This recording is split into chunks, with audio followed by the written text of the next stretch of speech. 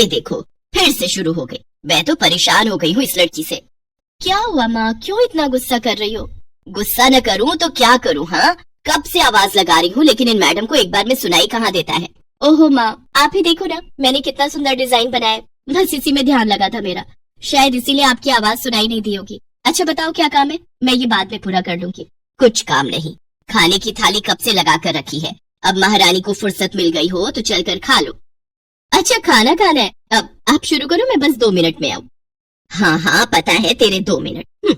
इतना कहकर हिना की माँ सुमित्रा गुस्से में वहाँ से चली गई और फिर खाने की मेज पर। अरे क्या हो गया, इतने गुस्से में क्यों हो भाग्यवान? अब आप ही समझा लीजिए अपनी लाडली को, मेरी तो एक नहीं सुनती। हाँ तो क्या हो गया, तुम पे ही तो गई है। आपको मजाक सूझ रहा है? यहाँ मेरा दिमाग खराब हो रहा है, सारा दिन बस मेहंदी के डिजाइन बनाती रहती है और कोई काम ही नहीं है इसे। इसका मतलब वो सच में तुम पर ही गई है। तुम्हें भी तो मेहंदी लगाने का बड़ा शौक था ना इस उम्र में? हाँ, पर मैं घर का सारा कामकाज निपटाने के बाद ये सब करती थी। अरे ये तो खाना पीना भी छोड़कर बैठी है। सुमित्रा अपने पति सुरेश से हिना की शिकायतें कर ही रही थी कि तभी हिना वहां आ गई। क्या बनाया माँ? खुशबू तो बड़ी अच्छी आ रही है। मिल गई तुझे फुर्सत? हाँ माँ, देखो ना मेरा आज का डिजाइन, पापा देखिए ना कैसा है। सच में डिजाइन तो वाकई बढ़िया बनाया है लाडो। ये लाडो बोल बोल कर आपने ही इसका दिमाग खराब करके रखा है। मेरी जान को कितना काम है पता है, पी जा रही है, मगर ये लड़की मेरी बिल्कुल मदद नहीं करती। ओहो, आज सिर्फ खरी खोटी ही सुनाओगी या कुछ खाना भी मिलेगा भाग्यवान? सुरेश की बात सुनकर सुमित्रा की हंसी निकल गई और उसे हंसता देख सभी लोग हंसने लगे। हिना अपने माता पिता की अकेली संतान थी। हिना को बचपन से ही मेहंदी के नए नए डिजाइन बनाने का बड़ा शौक था। वो कागज पर रोज कुछ न कुछ नया बनाने की कोशिश करती और फिर उसे अपने या अपनी माँ के हाथों पर लगाती। हिना की कॉलेज की पढ़ाई भी अब पूरी हो गई थी तो अब उसके लिए रिश्ते आने भी शुरू हो गए थे। अरे सुमित्रा कहाँ हो, जल्दी आओ। क्या हुआ जी? जरा इस फोटो को तो देखो, कैसा है लड़का? दिखने में तो बहुत ही बढ़िया है। हाँ वो कानपुर वाले फूफा जी है ना, उन्होंने बताया इस लड़के के बारे में। अपनी हिना के लिए कैसा रहेगा? लड़का काम क्या करता है और परिवार में कौन कौन है? फूफा जी बता रहे थे कि कानपुर में इनका अपना कारखाना है, वहाँ ये अपना दोने पत्तल और डिस्पोजल वगैरह बनाते हैं। ये अच्छा पैसा कमा लेता है, फूफा जी की रिश्तेदारी में है। हाँ, पर उससे पहले ये फोटो एक बार हिना को तो दिखा दो, उसे लड़का पसंद आ जाए तभी बात आगे बढ़ानी चाहिए ना। अरे हाँ, ये भी सही कह रही हो। लाडो, ओ लाडो, अरे कहाँ है बिटिया? सुरेश ने फौरन जाकर कमल की फोटो हिना को दिखाई तो हिना को भी कमल पसंद आ गया। उधर कमल को भी हिना पहले ही नजर में भाग गई और इस तरह से कुछ ही दिनों में कमल और हिना की शादी खूब धूमधाम से हो गई। शादी के बाद कमल और हिना अपनी गृहस्थी में बहुत खुश थे।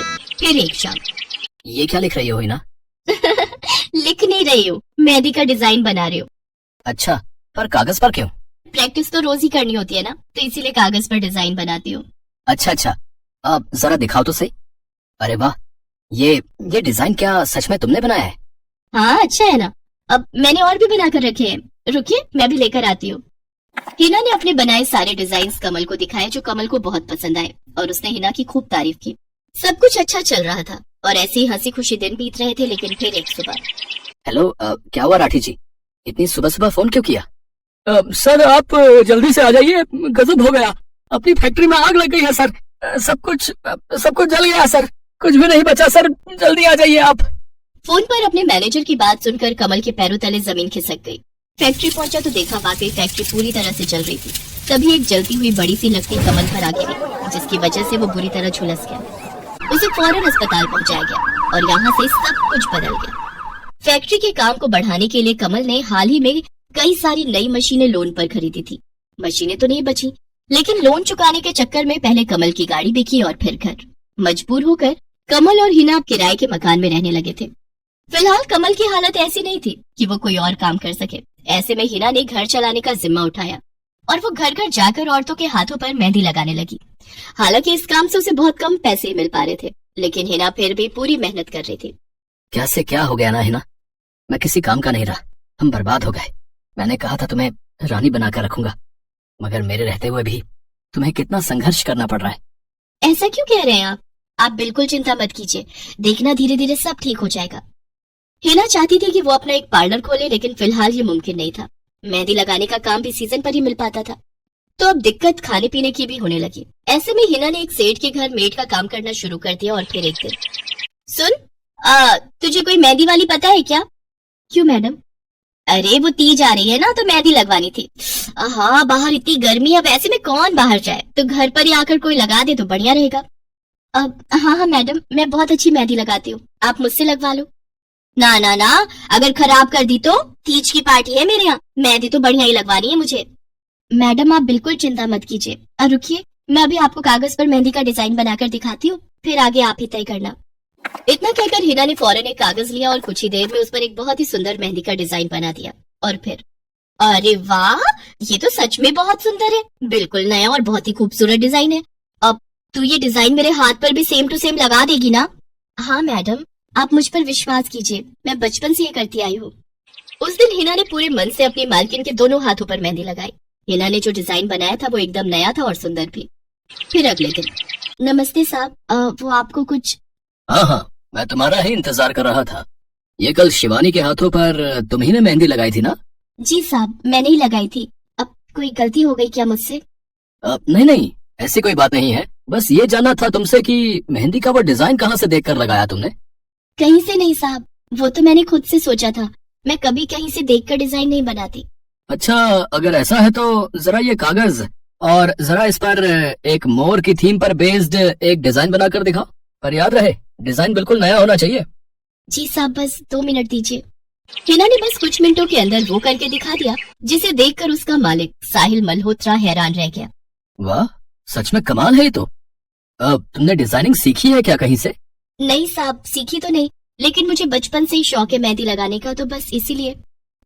समझ गया। देखो ही ना, तुम्हारा हुनर लाजवाब है और तुम्हें अपने इस हुनर को ऐसे बेकार नहीं जाने देना चाहिए। जी मतलब? तुम्हें पता है ना, मेरी फैक्ट्री में लेडीज कपड़ों के लिए कपड़ा बनता है, लेकिन काफी समय से मैं परेशान हूँ क्योंकि सूट साड़ियों वगैरह के लिए मेरे पास नए डिजाइन की कमी पड़ गई है। लेकिन अब लगता है ये कमी नहीं रहेगी। बोलो, बतौर डिजाइनर मेरे लिए काम करोगे तुम? जी साहब, बिल्कुल करूंगी। ये हिना के लिए सपने के सच होने जैसा था। अब वो काम वाली बाई से एक डिजाइनर बन गई। वो साहिल की फैक्ट्री में बनने वाले कपड़ों के लिए हर रोज नए नए डिजाइन बनाने लगी और इसके बाद साहिल के फैक्ट्री में बनने वाले कपड़े की डिमांड काफी बढ़ गई और इसके चलते हिना को भी उसके काम की बढ़िया सैलरी मिलने लगी। हिना अब अपनी कमाई से न सिर्फ अपना घर खर्च चलाने लगी, बल्कि उसने शहर के बढ़िया डॉक्टर से कमल का इलाज भी कराया, जिससे कमल बहुत जल्दी ठीक हो गया और उसने भी काम करना शुरू कर दिया। पर इस सब में पूरा 1 साल बीत गया और एक बार फिर से तीज का त्योहार आया। देखिए तो कैसी लग रही हूँ मैं? बिल्कुल चांद जैसी लग रही हो। हिना ने नई हरे रंग की साड़ी पहनी हुई थी जो उसने खुद डिजाइन की थी और वाकई वो उसमें बहुत ही सुंदर लग रही थी। हिना, तुम सच में बहुत बहादुर हो। मैं तो उस हादसे के बाद उठकर खड़ा ही नहीं हो पाता, लेकिन तुमने सब कुछ ठीक कर दिया। तीज का ये त्योहार ही इसलिए है जी, मैं आपको कभी कुछ नहीं होने दूंगी।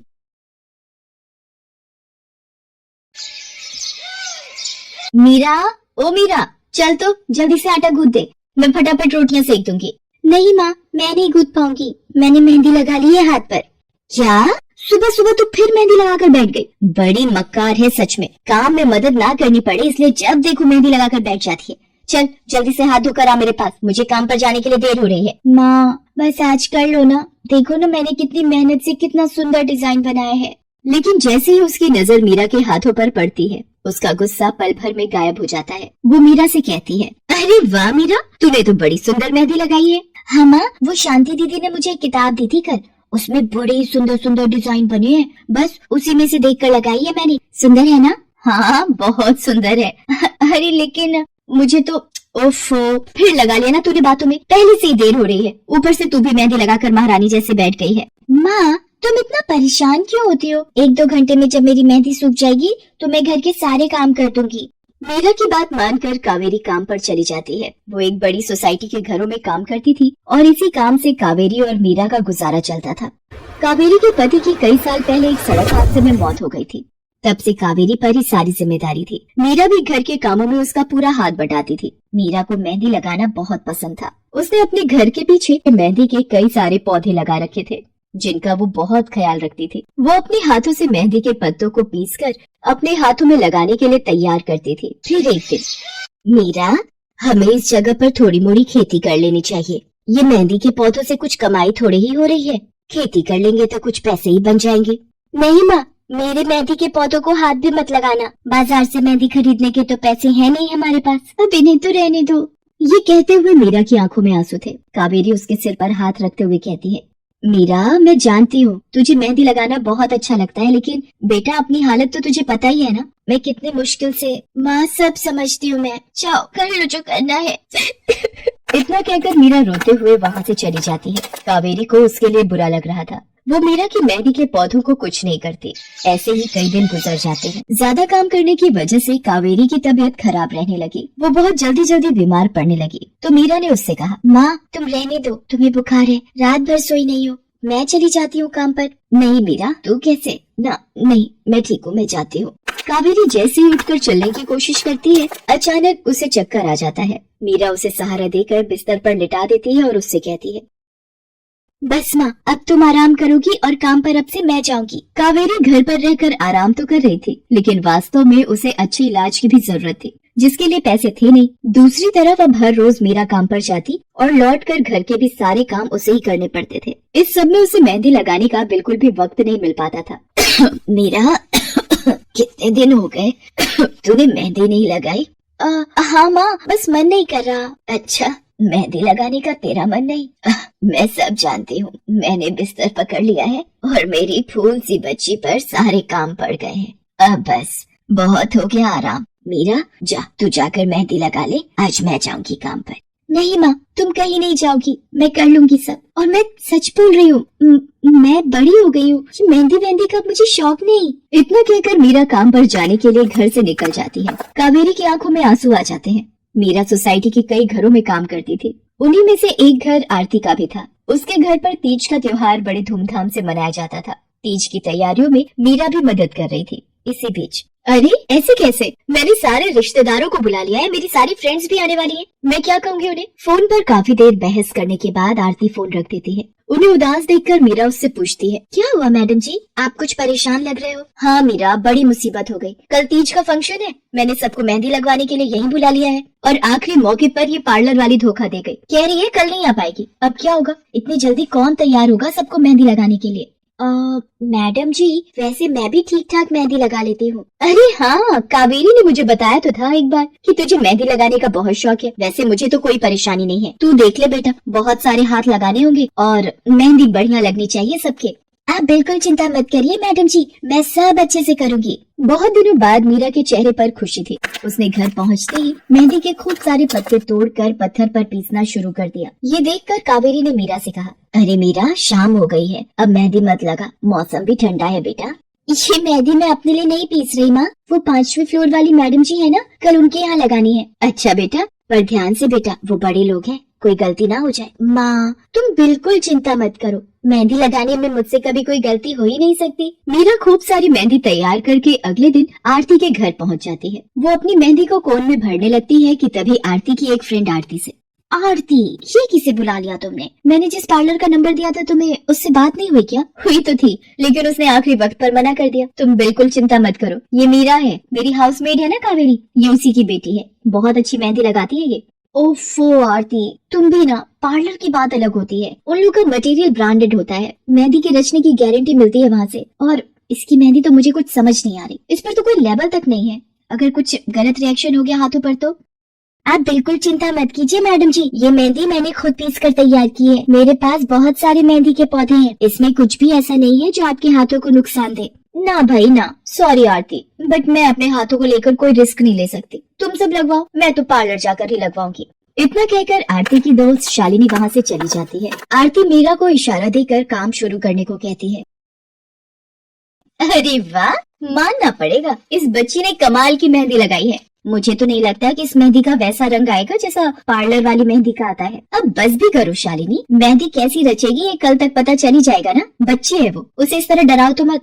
अरे मुझे क्या, मेरे हाथ कौन सा खराब होने वाले हैं, तुम ही लोग लगवाओ और तुम ही भुगतना। शालिनी गुस्से में वहाँ से चली जाती है। उसे पूरा यकीन था कि मीरा की मेहंदी रचेगी नहीं, साथ ही हाथों पर उसका गलत रिएक्शन भी हो सकता है, लेकिन जो हुआ वो इससे बिल्कुल अलग था। अगले दिन मीरा के घर पर, अरे मैडम जी आप यहाँ, आपने तो आज काम पर आने के लिए मना किया था ना, मैं इसीलिए नहीं आई। हाँ, कल तुम कितना थक गई थी, इसीलिए मैंने आने को मना किया। मैं यहाँ तुम्हें काम पर बुलाने नहीं बल्कि किसी और काम से आई हूँ, अंदर नहीं बुलाओगी? अरे माफ कीजिएगा अच्छा मैडम जी, आइए अंदर आइए। आरती को देखकर कावेरी भी बिस्तर से उठकर खड़ी हो जाती है। आरती के साथ उसकी दोस्त शालिनी भी थी। मीरा उन दोनों को पानी देते हुए कहती है, ये लीजिए मैडम जी, मेहंदी तो ठीक से रची ना मैडम जी? ये तुम्हें मैं नहीं शालिनी बताएगी। फिर शालिनी अपने हाथ मीरा की तरफ बढ़ा देती है। उसके हाथों पर कई जगह छाले पड़े हुए थे। ये देखकर मीरा उससे कहती है, अरे ये क्या हुआ मैडम जी? मैंने तुमसे मेहंदी नहीं लगवाई, उल्टा तुम्हारा अपमान करती रही। उसी की सजा मिली है मुझे। मैंने सबसे महंगे वाले पार्लर में जाकर मेहंदी लगवाई। मैंने उनसे जोर देकर कहा कि मेहंदी का रंग बहुत बढ़िया आना चाहिए। इस चक्कर में उन्होंने पता नहीं क्या क्या मिला दिया मेहंदी में, और मेरे हाथों का ये हाल हो गया। और दूसरी तरफ तुम्हारी मेहंदी, जिसने भी लगवाई उसके हाथों की रंगत ही अलग है। देखो आरती के हाथ देखो जरा। आरती ने अपने हाथ आगे बढ़ा दिए, जिन पर मीरा के हाथों से लगी मेहंदी का बहुत ही अच्छा रंग चढ़ा था। फिर आरती कावेरी के पास जाकर उससे बोली, बस कावेरी, ये झाड़ू पोछा और बर्तन बहुत करवा लिए तुमने मीरा से। ये अब वो करेगी जो इसे करना चाहिए। जी क्या मतलब मैडम जी? ये अब मेहंदी लगाएगी सबके हाथों पर। हमारी एक दोस्त का अपना ब्यूटी पार्लर है, उसे मीरा का काम और उसकी मेहंदी की क्वालिटी बहुत अच्छी लगी। वो मीरा को अपने यहाँ काम देना चाहती है। अच्छे पैसे भी देगी वो मीरा को, और तो और वहाँ रहकर मीरा पार्लर के दूसरे काम भी सीख पाएगी। आरती की बात सुनकर कावेरी की आंखों में आंसू आ जाते हैं। वो हाथ जोड़कर आरती का शुक्रिया अदा करती है। मीरा भी बहुत खुश थी। अब न सिर्फ वो अपना मेहंदी लगाने का शौक पूरा कर सकती थी, बल्कि अच्छे पैसे कमाकर अपनी माँ का इलाज भी करवा सकती थी। एक समय की बात है, केशवपुर नामक गांव में सरला नाम की एक बूढ़ी विधवा औरत अपने बेटा बहू के साथ रहती थी। सरला की बहू जया स्वभाव से बहुत बुरी थी। वो रोजाना सरला से बात बात पर लड़ती रहती थी। सरला का पति किशन शहर में मजदूरी करता था, इसलिए वो कभी कभी ही गांव आ पाता था।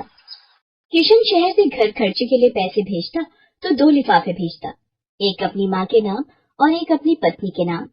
पर जया सरला के पैसे भी अपने पास ही रख लेती थी। ऐसे ही एक दिन, ये सरला देवी और जया जी के नाम के मनी ऑर्डर है। लाओ लाओ भैया, जल्दी से मुझे दे दो। ये सरला देवी के हस्ताक्षर करके ही उन्हें मिलेगा। माँ जी आराम कर रही हैं। लाओ मैं अंगूठा लगवा कर लाती हूँ।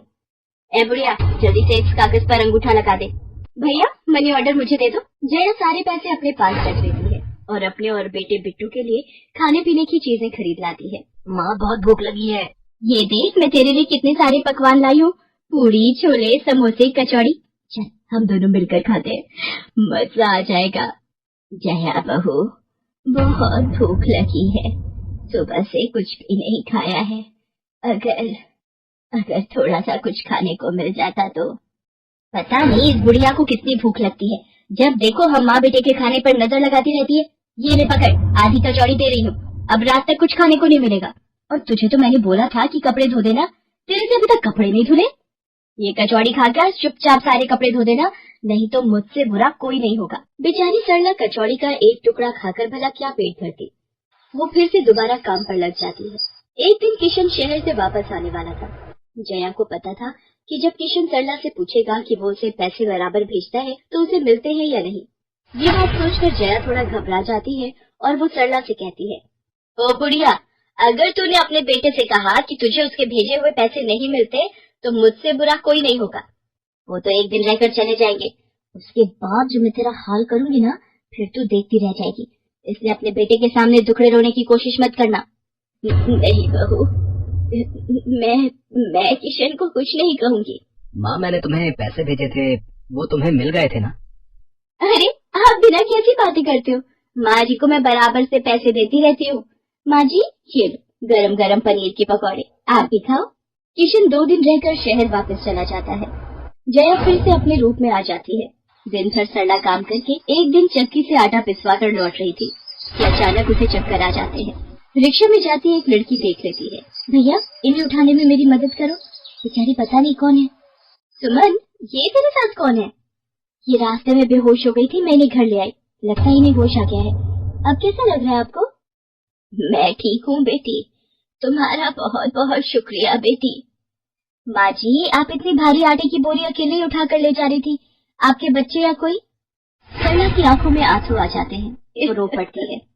माँ जी कोई परेशानी है तो आप हमसे कह सकते हो, मुझे लग रहा है आप बहुत परेशानी में हो। क्या करूँ बेटी, मैं इस जीवन से हार गई हूँ। सरला के दुख का घड़ा फूट जाता है और वो सारा दुख सुमन और बाकी लड़कियों को बताती है। अब इस संसार में जीने की कोई इच्छा नहीं है मेरी। माँ जी ऐसा मत सोचिए, आप जीवन से यूं निराश मत होइए। अब आप अपनी बहू के पास वापस मत जाना, आप यहाँ हमारे साथ रहो। बेटी तुम बहुत अच्छी हो, भगवान तुम्हारा भला करे। तुम लोग यहाँ गांव में रहती हो क्या? जी माँ जी, हम मेहंदी वाली हैं। हम लोग मेहंदी लगाने का काम करती हैं और आसपास के गांव और शहरों में मेहंदी लगाने जाती हैं। क्या मैं भी ये काम सीख सकती हूँ? क्यों नहीं, बिल्कुल। और ये तो बहुत अच्छी बात है, हमारे ग्रुप में आप भी जुड़ जाओगे। मैं आपको मेहंदी लगाना सिखाऊंगी। सरला अब उन लड़कियों के साथ ही रहने लगी और कुछ ही समय में वो बहुत अच्छी मेहंदी लगाना सीख गई। इधर जया सरला के कुछ दिन तक वापस न आने से घबरा जाती है। ये बुढ़िया इतने दिनों से कहाँ गायब है, मुझे तो कोई खोज खबर नहीं है। बिट्टू के बापू ने हम सबको अचानक शहर बुलाया है, वहाँ जाकर अब यही बोलना पड़ेगा कि बुढ़िया की तबीयत खराब थी इसलिए नहीं ला सकी। जया बिट्टू को लेकर किशन के पास शहर पहुँचती है। क्या हुआ जया, माँ तुम्हारे साथ नहीं आई? वो माँ जी की तबीयत कुछ ठीक नहीं थी, इसलिए मैंने उन्हें बोला कि वो गांव में ही रहें। बेकार में सफर करती तो उनकी तबीयत और खराब हो जाती।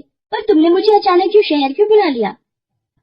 अरे वो हमारे सेठ जी की लड़की की शादी है, इसलिए उन्होंने बोला कि कोई ऊपर के कामों के लिए मिल जाए। मैंने सोचा तुम्हें बुला लेता हूँ, और माँ भी थोड़े दिन के लिए मेरे पास रह लेगी। चलो कोई नहीं, मैं तुम्हें मालकिन से मिलवा देता हूँ। देखो किशन, शाम को मेहंदी का समारोह है तो काम अच्छे से निपटाने हैं। जितने भी मेहमान आएंगे उनके स्वागत में कोई कमी ना होने पाए। आप चिंता मत करो मालकिन, सब हो जाएगा। ये मेरी पत्नी है, मैंने इसे गांव से बुला लिया है, ये सब संभाल लेगी। जया मेहंदी समारोह की तैयारियों में काम करवाने लगती है। सब मेहमान आने लगते हैं। रिचा, मेहंदी वाली अभी तक नहीं आई, कितने बजे का टाइम दिया था? मम्मी मेरी उनसे बात हो गई है, बस कुछ ही देर में आती होंगी। लो वो आ गई। माँ जी ये यहाँ कैसे? मेहंदी वाली लड़कियों के साथ? माँ यहाँ? जया तुम तो कह रही थी कि माँ बीमार है और गांव में है, पर माँ मेहंदी वाली लड़कियों के साथ क्या कर रही है? मुझे कुछ समझ नहीं आ रहा। मैं माँ के पास जा रहा हूँ। माँ तुम यहाँ इन सबके साथ? किशन बेटा आप मेरे साथ इधर आइए, मैं आपको सब बताती हूँ। ये लड़की इनको सब कुछ बता देगी। शायद आप नहीं जानते हैं, आपकी पत्नी ने आपकी माँ पर बहुत जुल्म किए हैं, इसीलिए ये बेचारी अपना घर छोड़कर हमारे साथ रहने को मजबूर थी। सुमन किशन को सारी सच्चाई बताती है। सरला की आंखों में आंसू आ जाते। किशन सबके साथ जब घर आ जाता है।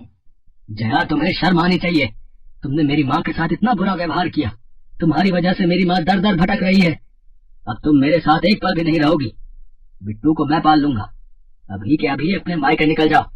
ऐसा मत कहो, मैं आप लोगों के बिना कैसे रहूंगी? मुझे माफ कर दो, मुझे माफ कर दो, मेरे से गलती हो गई। माँ जी मुझे माफ कर दो। किशन बेटा, मैं किसी से भी नाराज नहीं हूँ। जया बहू को माफ कर दे, गलती इंसान से ही होती है बेटा। मैंने जया बहू को माफ कर दिया। किशन जी आप चिंता मत कीजिए, आपकी माँ जी अब हमारे साथ ही काम करेंगी। उस दिन के बाद जया ने अपना व्यवहार बदल लिया। सरला ने मेहंदी लगाना नहीं छोड़ा, वो अपने मेहंदी लगाने के काम को करती रही। जया को अपनी गलती का एहसास हो गया था, अब वो भी सरला की बहुत देखभाल करती थी। संध्या की बुआ जो कि दिल्ली में रहती थी, वो उसके लिए एक अच्छे घर का रिश्ता लेकर आई थी। देखो भैया, मेरी इतनी जान पहचान तो नहीं है लड़के वालों से, पर इतना जानती हूँ अड़ोस पड़ोस में कहीं पूछोगे तो लोग अच्छा घर ही बताएंगे। ठीक है सुमन, अगर तुम कहती हो तो लड़के वालों को एक बार बुला लेते हैं। अब संध्या भी लड़के को देख लेगी। संध्या की बुआ लड़के वालों से अपने तरीके से बात कर लेती है और कुछ दिनों बाद संध्या की शादी विपुल नाम के लड़के से हो जाती है। पता नहीं इस काम वाली को छुट्टी लेकर गाँव अभी जाना था। उसे पता था शादी वाला घर है, नई नवेली दुल्हन आएगी तो घर में 100 काम होंगे, फिर भी बिना बताए गांव निकल गई। अब मैं दूसरी काम वाली इतनी जल्दी कहाँ से ढूंढूंगी? राजेश्वरी एक प्याली चाय दे दो तो बड़ी मेहरबानी होगी, सुबह से एक प्याली चाय भी नहीं मिली है। तुम्हें तो जब देखो चाय पीने की पड़ी रहती है। पता भी है एक बर्तन नहीं है धुला हुआ जिसमें तुम्हारी चाय बना दूं। ढेरों बर्तन रसोई में पड़े हैं झूठे। माँ मैं कॉलेज जा रही हूँ, तुम मुझे ये मत कहना कि मैं छुट्टी कर लूँ और तुम्हारे साथ घर का काम करवाऊँ। मेरा आज बहुत बड़ा प्रोजेक्ट सबमिट होना है, इसलिए मैं तो कोई काम नहीं कर सकती। ये लो, अब इसे भी अभी कॉलेज जाना था। अब मैं क्या करूं, कुछ समझ नहीं आ रहा। संध्या की सास राजेश्वरी अभी काम वाली को लेकर परेशान हो ही रही थी, तभी संध्या राजेश्वरी की सारी बातें सुन लेती है और रसोई में जाकर बर्तन धोने लगती है। अरे संध्या बहू, तुम ये रसोई में क्या कर रही हो? हटो हटो हटो, ये झूठे बर्तन तुमसे थोड़ी करवाऊंगी। अभी तुम्हारे हाथों की मेहंदी भी नहीं उतरी। माँ जी आप परेशान मत हो, मैं थोड़ी देर में ही सारा काम निपटा दूंगी। आप अकेले इतना काम नहीं कर पाओ। ठीक है, अगर तुम कहती हो तो मैं कोई और काम कर लेती हूँ। माँ पड़ोस में किसी से पता करो, शायद कोई और काम वाली मिल जाए। मैंने पूछा था पर अभी किसी भी काम वाली के पास समय नहीं है। पुलकित काम पर चला जाता है। संध्या सारे घर का काम करती है। अब तो रोजाना ही ऐसा होने लगा। काम वाली तो थी नहीं। संध्या की ननद पूजा सुबह होते ही कॉलेज निकल जाती और सास पैरों में दर्द के बहाने बिस्तर पर आराम करती। संध्या तो मानो घर के कामों में ही उलझ गई। एक शाम, माँ तुम बिल्कुल सही बहू ढूंढ कर लाई हो। बेचारी गरीब घर की है, इसलिए चुपचाप संस्कारी बहू की तरह घर के काम कर लेती है। अगर कोई पैसे वाले घर की लड़की बहू बनाकर ले आती तो वो पूरे घर को अपने इशारों पर नचाती और तुम और मैं बस बर्तन घिसते रह जाते। तभी तो मैंने इसकी बुआ को शादी के लिए हाँ कह दिया था। मुझे पता है ये गरीब घर की लड़कियां बड़ी सीधी सादी बहुएं साबित होती हैं। अब काम वाली गांव भाग गई। सोच ये ना होती तो कौन काम करता। राजेश्वरी, तुम दोनों माँ बेटी को तो संध्या बहू का शुक्रगुजार होना चाहिए। बेचारी ने आते से ही पूरा घर संभाल लिया। ऐसे ही दिन बीत रहे थे। संध्या सभी घर वालों की देखभाल का पूरा ध्यान रखती थी। एक दिन, क्या हुआ पुलकित बेटा, तुम इतने परेशान क्यों हो? और आज तुम ऑफिस भी नहीं गए? पापा मेरी नौकरी छूट गई है। कंपनी घाटे में चल रही थी, इसलिए उन्होंने मेरे जैसे बहुत से वर्कर्स को अचानक निकाल दिया। दिमाग खराब हो रहा है, गाड़ी की किस्त भरनी है, घर का लोन भी पूरा नहीं हुआ है, घर का खर्चा अब सब कुछ कैसे होगा, कुछ समझ में नहीं आ रहा है। पुलकित बेटा चिंता मत कर, अब कोई ना कोई रास्ता निकल आएगा। ज्यादा होगा तो कुछ दिनों के लिए मैं कोई काम कर लूंगा। पापा मेरे होते हुए आप काम नहीं करोगे, मैं कुछ सोचता हूँ। पुलकित दूसरी नौकरी को लेकर परेशान था। उसे कोई काम नहीं मिल रहा था। घर में पैसों की तंगी भी शुरू हो गई। पुलकित ने अपनी गाड़ी बेच दी। घर के लोन को लेकर वो परेशान था। 15,000 रुपए की किश्त उसे भरनी थी। तभी, भैया मेरे कॉलेज की फीस इस बार बहुत लेट हो गई है। मेरा आखिरी साल है, अगले महीने की 5 तारीख तक 12,000 रुपए फीस के भरने हैं। मैं कुछ इंतजाम करता हूँ। ऐसे खाली हाथ पर हाथ रखकर मैं नहीं बैठ सकती, मुझे कुछ सोचना होगा। पता नहीं, हो सकता है किरण ने बात कर ली होगी, पूछती हूँ। हेलो किरण, मैं संध्या बोल रही हूँ। तूने बात की फिर? पार्लर में जगह खाली है क्या? हाँ मैंने बात कर ली है। 12,000 रुपए महीना देंगी रविता मैम। बोल तू हाँ बोलती है तो मैं बात कर लेती हूँ। ठीक है तो हाँ बोल दे, कम से कम कुछ तो पैसे आ जाएंगे। संध्या पुलकित से पार्लर में मेहंदी लगाने की नौकरी की बात करती है। पहले तो वो मना करता है पर संध्या उसे समझाती है। पुलकित, मैं जानती हूँ आप परेशानी के दौर से गुजर रहे हो। मैंने आपसे शादी के बाद हर सुख दुख में साथ निभाने का वादा किया था और आप परेशान मत हो। मैं घर और बाहर दोनों का काम एक साथ संभाल लूंगी। ठीक है संध्या, तुम कल से पार्लर में नौकरी के लिए जा सकती हो। अगले दिन से संध्या सारे घर के काम के साथ साथ पार्लर भी जाती और वहाँ पर पूरा दिन मेहंदी लगाने का काम करती और शाम के वक्त घर आती। संध्या बहुत मेहनत कर रही थी ताकि वो अपने परिवार की मदद कर सके। संध्या बहुत सुंदर मेहंदी लगाती थी। ये बात उसकी सास को तब पता चली जब उसने पार्लर में काम करना शुरू किया। संध्या को पार्लर में काम करते हुए 1 महीना बीत चुका था। पार्लर की मालकिन रविता भी संध्या के मेहंदी लगाने के काम को देखकर बहुत खुश थी। संध्या, तुम सचमुच बहुत मेहनती हो। पिछले 1 महीने में बहुत से क्लाइंट तुम्हारी तारीफ कर रहे हैं और अपनी फैमिली फ्रेंड्स की शादी या सगाई फंक्शन के लिए तुम्हें ही मेहंदी के लिए बुक करना चाहते हैं। और हाँ, ये तुम्हारी सैलरी 12,000 रुपए। बाकी ये तुमने ओवर टाइम भी शादी के सीजन में बहुत किया है, उसके 6,000 रुपए अलग से दे रही हूँ। थैंक यू मैम, आपने मेरे काम की इतनी तारीफ की। मैं तो बस भगवान की कृपा से मेहनत से करती हूँ। संध्या घर आ जाती है और 12,000 रुपए पूजा के हाथ में रखती है। पूजा, ये तुम्हारी कॉलेज की फीस के पैसे, तुम कल ही अपनी फीस जमा कर देना। भाभी, ये तो आपकी मेहनत की कमाई है, आप ये सारे पैसे मुझे दे रहे हो? नहीं नहीं भाभी। पूजा, तुम मुझे अपनी भाभी कहती हो ना, और भाभी तो माँ समान होती है, तो क्या तुम अपनी भाभी माँ के पैसे नहीं लोगी? तुम अपने भैया से भी तो लेती हो ना। फिर मेरे और अपने भैया में फर्क है, मैं भी तो इस घर का हिस्सा हूँ, इसलिए ये पैसे रख लो। मुझे माफ कर दो भाभी, मैंने ना जाने आपके बारे में क्या क्या गलत सोचा। पुलकित को भी दूसरी नौकरी मिल जाती है। अब संध्या और पुलकित दोनों मिलकर काम करते थे। राजेश्वरी और पूजा भी अब संध्या के घर के कामों में बहुत मदद करती थी। परिवार में खुशियाँ फिर से लौट आई थी।